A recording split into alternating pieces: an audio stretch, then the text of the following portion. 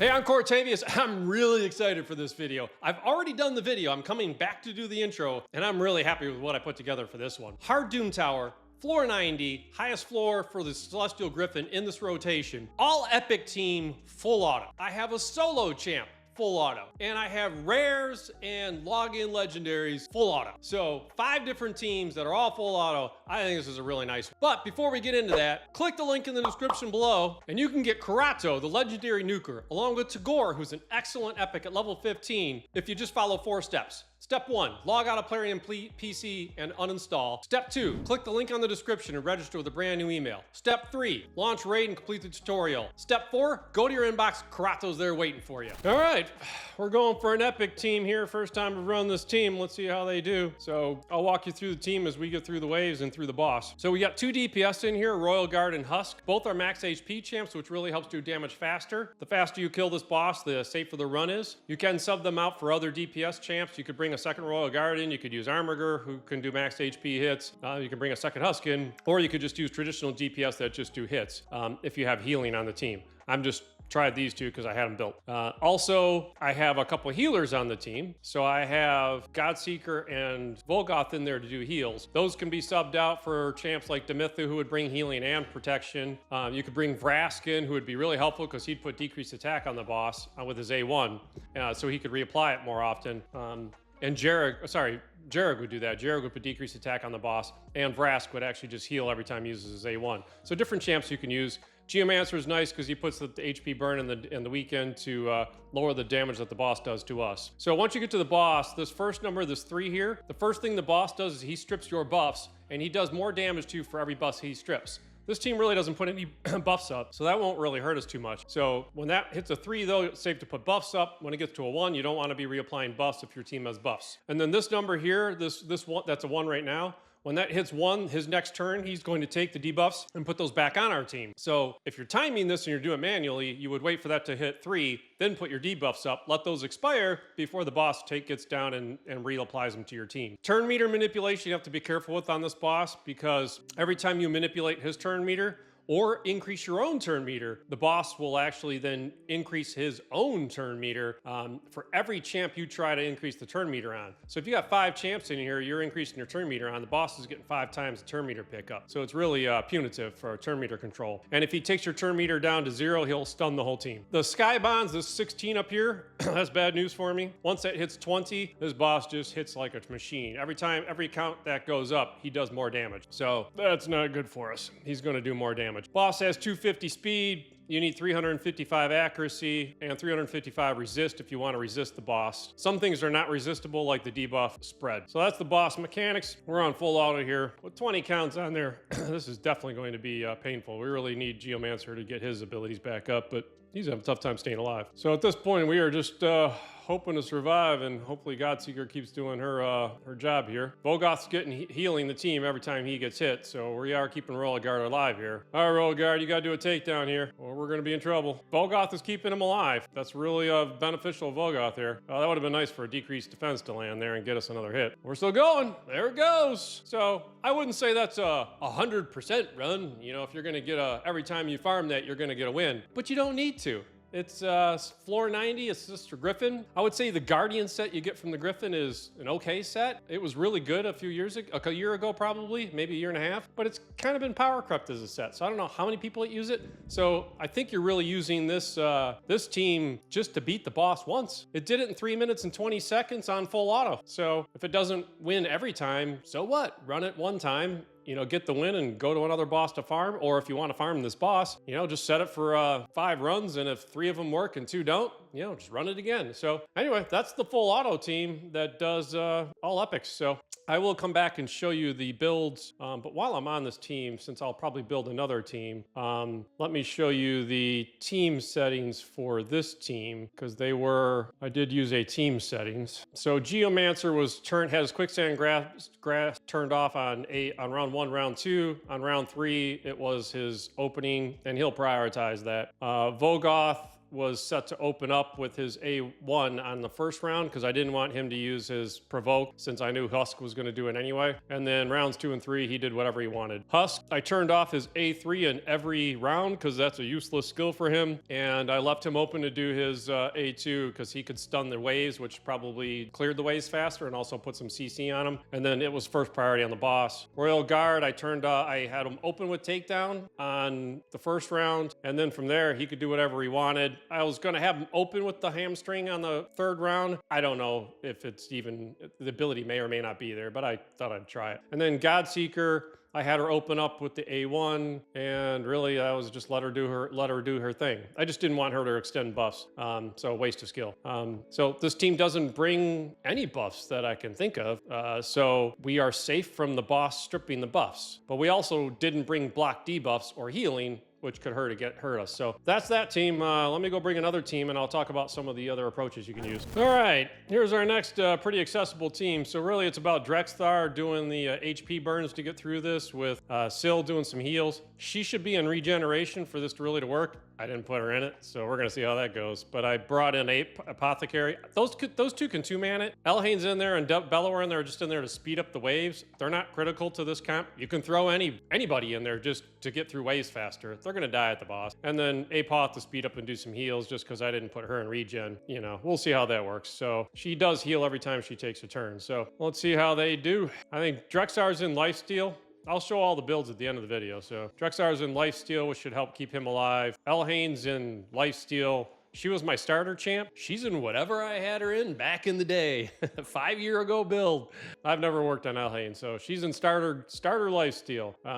I mean, I'm sure when she was in the first 6 months, I upgraded some pieces in there. So not literally this brand new build, but she's definitely in starter new builds. And Drexar was my campaign farmer for a while. I honestly don't even know what he's in. I know he's got the blessing for landing a better chance to land debuffs, by the way, the stronger debuffs. So decreased speed from Syl helps. Decreased attack on this team would really help. I don't have that. Actually, I have decreased attack from Bellower. So hopefully he circles around to decrease attack before we die. And he can, now would be a good time. All right, so I got 2 more turns before the boss flips that back to us. So that'll protect us for at least one of them. And only one of them, because now the boss will flip that back on me. There goes Bellower. So as I said, we'll lose the rares, I'm sure. Syl will pick them up and let them die again. And it is a little dangerous actually to bring them in now that I think about it, because every time they go below 50% HP, the boss gets another stack on that counter. When that stack hits 20, boss does a lot of damage. So I might have been better off not bringing in the rares to clear the lays faster and just letting Drexar do that and staying higher on HP. So we'll see. I might come back to that. Let me pause this for you guys and I'll come back with further on so this video doesn't get too long. So as expected, Drexar and Syl are just cycling their way through the boss and down the boss goes. So 2 minutes 53 seconds.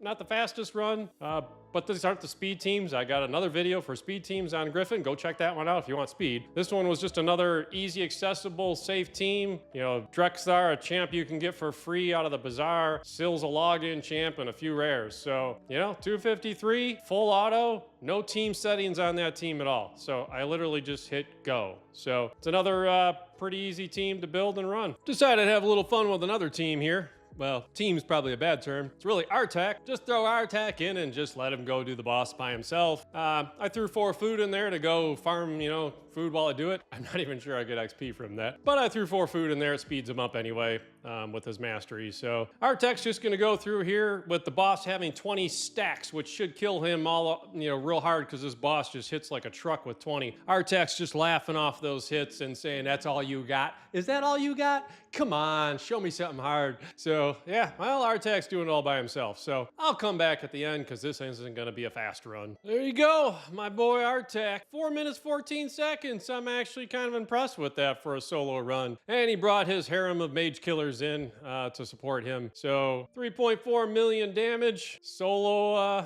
Artak. So fast. Did we get any XP? I don't even think we got any XP for that. So campaign farming and bosses doesn't really work. So anyway, that's that team. All right, this next team, I'm stepping it up a little bit. I would still call this a, on my budget accessible, video versus the speed team, because it's not a speed team. And it's also some pretty accessible champs here. So Drexar, once again, available for just from 3v3 Bazaar. You've got Syl in there, who's a login champ. Husk and Royal Guard epics. But I threw Wukong in because I know he was a free, login champ, so a lot of people have Wukong. So just showing you what you can do if you throw in some better DPS instead of just the rares. So the first two teams were just pure easy accessible teams. This one is, hey, wait a minute, if you got at least Wukong in here, you can speed things up. So let's see how this team can do on speed. So I did turn off Royal Guard and Husk slams on the first two waves because I'm just going to see if Wukong can go ahead and just do the damage and save their skills, which I guess Wukong can do the damage. So we're just going to let those guys save those abilities for the boss so I don't waste the big slams on these waves to let those guys open. So yeah, Wukong just speeds up those waves big time. So, you got Royal Guard opening with the slam. It would be nice if she only had decreased speed, but she didn't. And then, so Drexstar can still do the burn. So Drexstar and Syl can still solo this thing, but now you got Royal Guard and Syl putting in some decreased speeds, and you've got Wukong who can pick himself back up if he does get killed. So it should speed things up a lot faster from that team where I just used Husk and Royal Guard. So I'll bring it back now at the end and we can see how we did on time, so you don't have to sit here and watch this whole run. Well, I'll be honest, and I'll leave this in here, so lesson for all. Wukong is a nightmare in this fight. One of the boss mechanics I mentioned is if a champ gets below 50% HP, the boss gets more stacks and targets that enemy. While Wukong kept getting killed by the boss, we beefed up the stacks on the boss and he just destroyed our team. So I tried a couple times. Yeah, I don't like Wukong in this fight. Out of curiosity, I wonder if I take Wukong off that team and just go without him, how it does. So as expected, took Wukong off the team in actually 2 minutes, 17 seconds with Drexstar, Syl, Husk, and Royal Guard, which I think is the fastest team I've showed so far. So funny enough, take the legendary off and the team's actually fast. Another lesson there learned, I guess. Avoid the champs that are squishy and can get killed. So, I mean, not like Royal Guard's really a well-built champ either because he's in there for damage, but that team worked pretty well. All right, brought in one more team here, which hopefully is about to finish off the boss. So I took the same team you just saw with Drex, Syl, Husk, Royal Guard. Wukong didn't really work, so I threw in a Royal Ninja,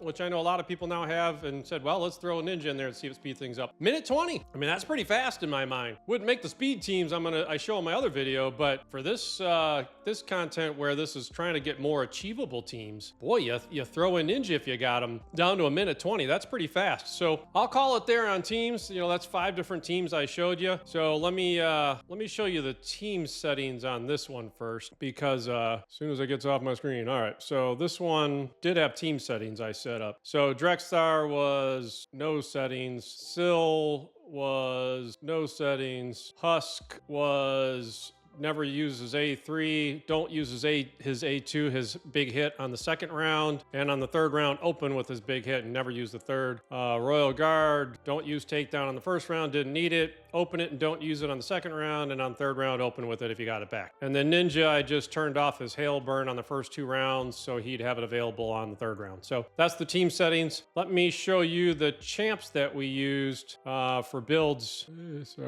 Recently used first. So Ninja is the one we just used. He's in a pretty good build because I use him in my my main end game content. Obviously, you don't need him in this good of stats, and he probably doesn't even have enough accuracy. So he's in more of a nuker build. You really just want to build him with speed and enough accuracy to land his HP burn. That's really all you need from Ninja. Mine has a lot of attack and he has some crit damage to do damage as well. So it did speed the run up, but if you just want a successful run, you don't need that. So Drexstar's in a lifesteal build. He has 218 speed, 4,579 defense. He's got some HP, 56,000, and enough accuracy to land his abilities with 353. You needed 355, so he's close.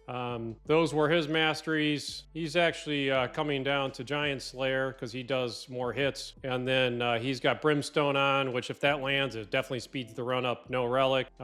Syl is in War Master. She has no blessing. She has no relics, and she's in a relentless set. Lifesteal would make it a more reliable run, but I didn't really care if these runs are reliable. I just want to beat the boss. 242 speed, 4,000 defense. She does have 50,000 HP, and probably not enough accuracy to land her abilities, but I swear she did. So Royal Guard is in a mixed set damage build with 254 speed. He's got some really good crit damage and some nice attack on him and enough enough accuracy. He doesn't have to be built that big because he's going to hit the max percent hit anyway on this boss.